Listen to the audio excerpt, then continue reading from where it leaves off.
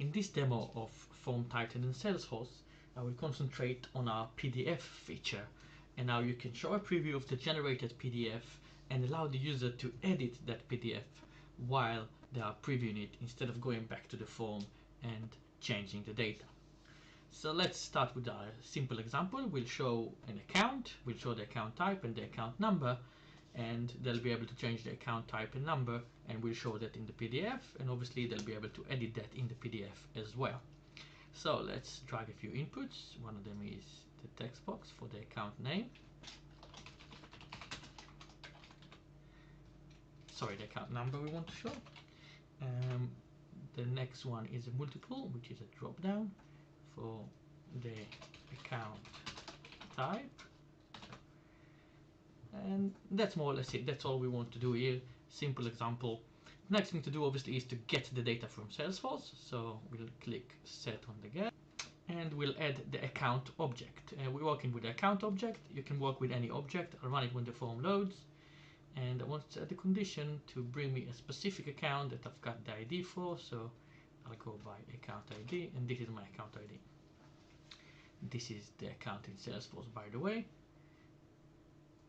And I took its ID, and then all I have to do is map those fields. So as we said, we want the account number and type to be editable. Okay, that's simple enough, and we can apply that. So that will load the data. To save the data, as we may know, we just click on edit under push. So again, we add an object. Again, it's the account object we're working with, and this time we're updating the object, and we are saying we're updating it by account ID equals to my account ID, and then which fields are we updating is the account type. Goes to type, and if I look for number, there it is. Number will go to number. As simple as that. Okay. One thing I forgot to do is when you're using a drop-down and you map it from Salesforce, obviously we'll bring all the values for you. So I'll remove those options, and Form Titan will populate those for me. So now the last thing to do is to go to PDF mapping, map fields, and we'll use the dynamic mode, and we'll say the account number is, and we'll just put in the account number, its type,